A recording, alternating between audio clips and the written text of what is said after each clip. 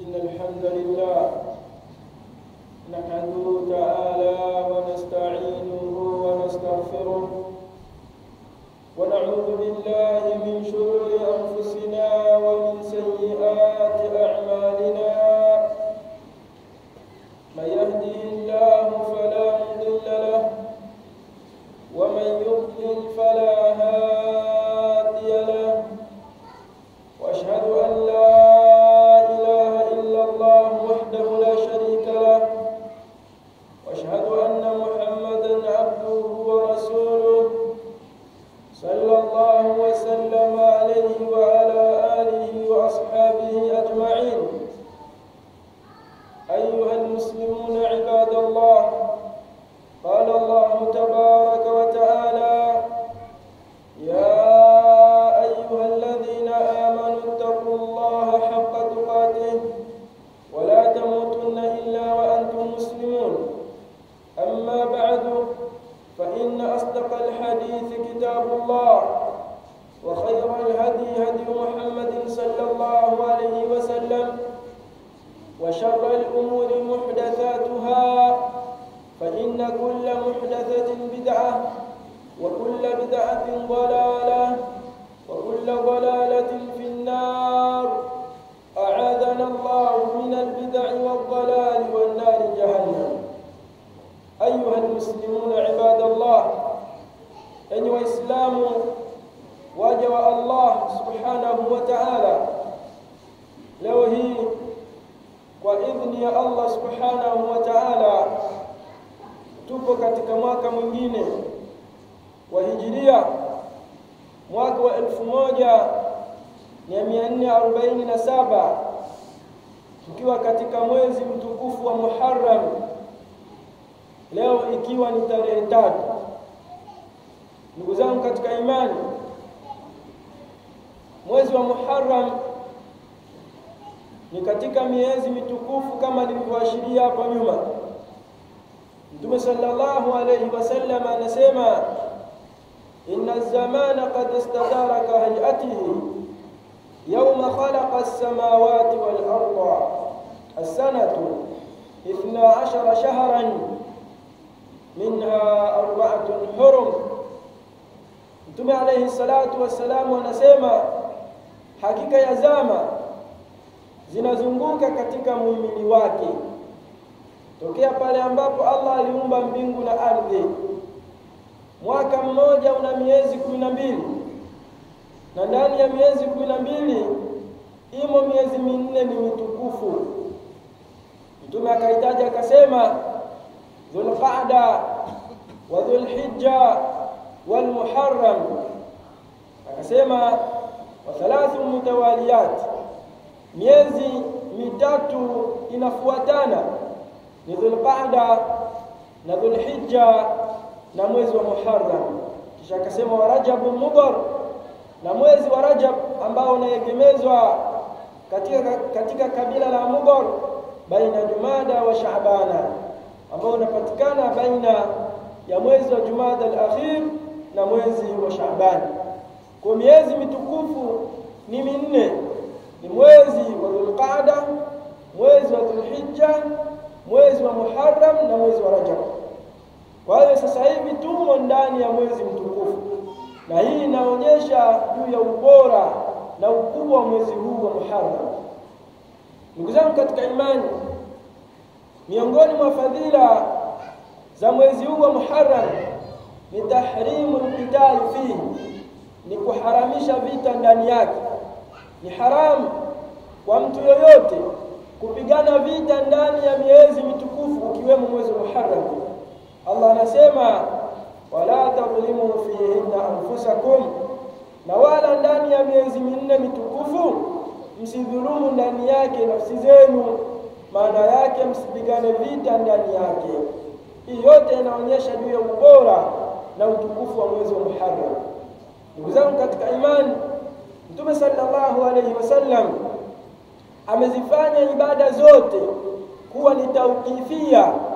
Ibada zote ni lazima mwenye kuzifanya awe na ushahidi, imma katika Qur'ani au katika sunna au katika mwenendo wa masahaba wa Mtume sallallahu alaihi wasallam. Miongoni mwa mwongozo wa Mtume kuhusiana na mwezi wa Muharram, ameweka sheria ya kufunga ndani yake. Akasema Mtume sallallahu alaihi wasallam, afdalu siyam ba'da Ramadan shahrullahi Muharram. Akasema saumu bora, saumu tukufu mbele ya Allah baada ya saumu ya Ramadhani ni saumu inayopatikana katika mwezi wa Muharram. Kwa ni sunna kwa Muislamu kujitahidi kufanya ibada ya kufunga katika mwezi huu, tena kwa kukithirisha, afanye ibada hiyo kwa wingi sana. Ndugu zangu katika imani, katika mwezi wa Muharram imo siku inaitwa Ashura. Siku hii ni siku ya 9, ni siku ya 10 katika mwezi huu. Siku ya 10 ambayo ni Ashura, kuna matukio mengi ndani yake yaliyotokea. Siku hii ya 10 ndiyo siku ambayo Allah subhanahu wa ta'ala alimuangamiza adui wa Musa alayhi salatu wassalam, adui ambaye alifikia hatua ya kujiita Mungu, ambaye ni Firaun la'natullahi alayhi. Allah alimuangamiza katika siku hii ya 10. Lakini siku hii ya 10 ya mwezi huu wa Muharram ndiyo siku ambayo Allah alimuokoa Nabii Musa kutokana na dhuluma na ukatili wa Firaun, pale ambapo Nabii Musa alipiga fimbo yake katika bahari, kukatengenezeka njia, akapita yeye Nabii Musa na wana wa Israeli, wakafuka na kuwekea ng'ambo ya pili, na Firaun alipojaribu kuwafuata ndipo alipoangamizwa katika siku hii ya 10. Kwa Mayahudi wakawa wanafunga katika siku ya 10 wakiwa wanaashiria kumtukuza Allah subhanahu wa ta'ala kwa sababu ya kuwaokoa wana wa Israeli kutokana na dhuluma za bwana Firauni. Mtume alayhi salatu wassalam alipokuja akakuta watu wanafunga na wengine wanasherehekea, akawauliza kwa nini mnafunga siku ya 10? Wakamwambia ni kwa sababu Nabii Musa aliokolewa katika siku hii. Yeye Mtume akawaambia, mimi Muhammad nina haki zaidi ya kufunga siku hii kuliko watu wengine. Mtume sallallahu alaihi wasallam akasema, saumu yaumi Ashura, kufunga siku ya 10 ya mwezi wa Muharram, ahtasibu ala Allah, ninatarajia kwa Allah ayukaffira as-sanata allati qablahu, kufuta madhambi ya mwaka uliopita. Unapofunga siku ya 10 katika mwezi wa Ashura, katika mwezi wa Muharram, unafutiwa madhambi madogo madogo yote ya mwaka uliopita. Mwaka umeisha, mwaka wa 1446 umeisha, tumo ndani ya mwaka wa 1447 Hijiria. Kwa utakapofunga siku ya 10, Allah anakufutia madhambi madogo madogo ya mwaka 1446. Kwa hiyo hii sio ya kukosa, ndugu katika imani. Aqulu qawli hadha wa astaghfirullah.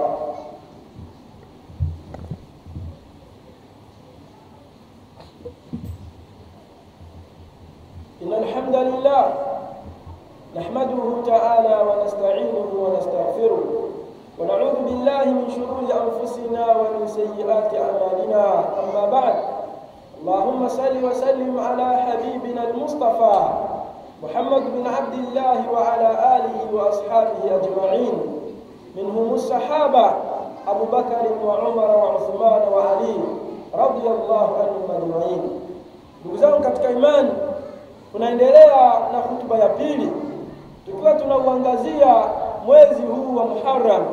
Mwezi huu wa Muharram ni mwezi mtukufu na inatakikana kwa Waislamu kujitahidi kufanya ibada ya kufunga ndani yake masiku mengi. Inabidi ujitahidi kufunga masiku mengi ndani yake, hasa jitahidi ufunge siku ya 10 ya mwezi huu wa Muharram. Ndugu zangu katika imani, siku hii ya 10 pamoja na fadhila hizi zote ambazo Allah subhanahu wa ta'ala ameziweka, kwamba mtu akifunga anafutiwa madhambi ya mwaka uliopita madogo madogo. Pia katika siku 10 hii yako mambo ya haramu ambayo wako watu wameyaanzisha. Inatakikana Waislamu waambiwe mambo hayo ili wajiepushe nayo. Siku hii ya 10 ya mwezi wa Muharram ilitokea mauaji ya Sayyiduna al-Husayn ibn Ali radhiyallahu anhuma. Husayn ni mtoto wa Ali bin Abi Talib. Husayn walimuita mashia wa Kufa ili aende awe kiongozi wao. Akaenda, ulikuwa ni mwaka wa 60 wa Hijiria. Akafunga safari mwezi wa 12, yani mwezi wa Dhulhijja. Akatoka Madina kuelekea Kufa kwa sababu wale watu wamemuita akawe kiongozi wao. Lakini alipofika kule wakamsaliti. Wale watu waliomuita wakamsaliti, alafu wao wakamuua katika ardhi ya Karbala tarehe 10 ya mwezi wa kwanza mwaka wa 61 wa Hijiria. Huyo alikuwa ni Husaini ibn Ali. Lakini hao waliomuua kila mwaka wanafanya maandamano, wanavaa nguo nyeusi, wanajipaka matope kichwani, wanajikatakata mapanga katika miili yao, wakiwa wanaomboleza kifo chake aliyokuwa amemuua wao wenyewe. Nao si wengine ni Ashiatu al-Rafidha. Ndugu zangu katika imani, siku hii ya 10 yako mambo makubwa mawili ambayo ni ya haramu, yanafanywa na watu wa aina mbili. Jambo la kwanza ni huzuni. Wako watu ikifikia mwezi wa Muharram tarehe 1 wanaanza kuhuzunika mpaka mwisho wa mwezi wa Muharram. Lakini sababu yao ya kuhuzunika ni kwa sababu Husaini aliuawa tarehe 10. Na wao ndio waliomuua, ukisoma historia. Kwa hiyo wao wanahuzunika aliyakuwa wamemuua wao wenyewe. Lakini swala la kuhuzunika na kumlilia mtu na kuomboleza na kujikatakata mapanga na kuchana nguo na kuanza kulalamika kwa sababu ya kifo cha mtu ni jambo la haramu. Uislamu haujatuelekeza sisi mtu akifa hata kama tunampenda kiasi gani tuweke matanga, tujichane nguo zetu, tuandamane mabarabarani, tutangaze kifo chake. Hatujaruhusiwa mambo hayo. Tumeambiwa mtu akifa tufuate utaratibu ambao unafuatwa na Uislamu kila siku. Mtume akasema laisa minna man daraba al-hududa, si katika sisi Waislamu yule ambaye atafiwa alafu akaanza kulia na kupiga makelele kwa kujipiga makofi, kwamba kwa nini fulani afe akawa anajipiga makofi anajilaumu. Sio katika sisi. Washaqqa al-juyuba, na si katika sisi ambaye atafiwa akaanza kuchana nguo, akaanza kulia, akaanza kuchana kola za nguo zake. Si katika sisi. Wadaa bid'awa al-jahiliya, na sio katika sisi yule ambaye atafiwa akaanza kuita kwa miito ya kijinga, akaanza kuita kwa miito ya kishirikina. Kwa maana ile miito, watu kulia, watu kuhangaika, watu wakafunga matanga siku nyingi, kila mwaka wakawa wanarudia wanalia, wanaandamana, wanalalamika, wanachana nguo, anahia ile wanalia, yani wanamlilia mtu aliyekufa. Hayo yote Mtume sallallahu alaihi wasallam anayakataza. Lakini jambo la pili ambalo linafanyika kimakosa ni furaha. Na wanaofurahia wanafurahia siku ya 10 sasa yenyewe. Nao si wengine ni an-nawasib al-khawarij. Wao wanafurahia kwa sababu wao wanasherehekea Husaini kuuawa. Yani mjukuu wa Mtume sallallahu alaihi wasallam, mjukuu ambaye Mtume anasema al-Husainu minni wa ana min al-Husain. Husaini ni katika mimi na mimi ni katika Husain. Ahabba Allahu man ahabba Husaina. Mtume anasema ninamuomba Allah ampende yule ambaye atampenda Husain. Alafu wanatokea watu wanafurahia kifo chake. Siku ya 10 wanafurahia, wanafanya sherehe na kula na kunywa kwa sababu Husaini aliuawa, na hawa si wengine bali ni maadui zake ambao ni An-Nawasib. Kwa ndugu zangu katika imani, haifai katika siku ya 10 mtu kusherehekea kwa sababu ya kifo cha Hussein, au mtu kuhuzunika kwa sababu ya kifo cha Hussein, kwa sababu amekufa watu wengi. Amekufa Muhammad sallallahu alaihi wasallam, amekufa Abu Bakari, amekufa Uthman, amekufa Ali bin Abi Talib na masahaba wengine wakubwa, na wote tunawapenda, tunawaheshimu. Kwa hiyo haifai watu hawa kuwawekea siku maalum ya kuhuzunika kwamba mtume alikufa tarehe kadhaa basi tuanze kulia. Hayafai.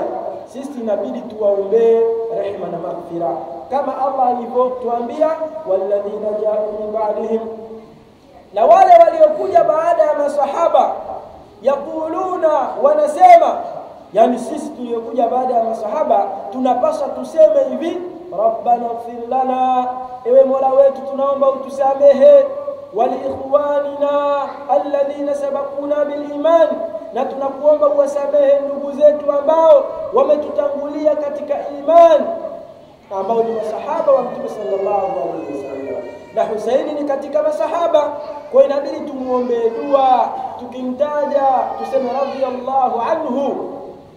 Hii ndio inapotakikana, ama kulia, kuhuzunika, kuweka matanga, kufanya maandamano, kujichana mwili, kujikatakata mapanga, kujipaka matope, wengine wanajipaka mpaka waili kwa sababu ya kumhuzunikia.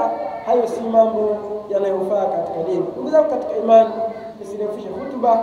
Kikubwa ni kwamba mwezi wa Muharram ni katika miezi mtukufu ambayo Muislamu unatakikana kupambana, kufanya khairati mbalimbali, kumswalia Mtume sana sallallahu alaihi wasallam, kuwaombea maghfira masahaba wake watukufu, kina Abu Bakari, Uthman, Umar, kina Ali bin Abi Talib, kina Abu Huraira na wengineo katika masahaba, kuwaombea maghfira, lakini pia kutoa sadaka kwa wingi, lakini pia kufanya khairati nyingi mbalimbali. Ndio kinachotakikana katika mwezi huu wa Muharram.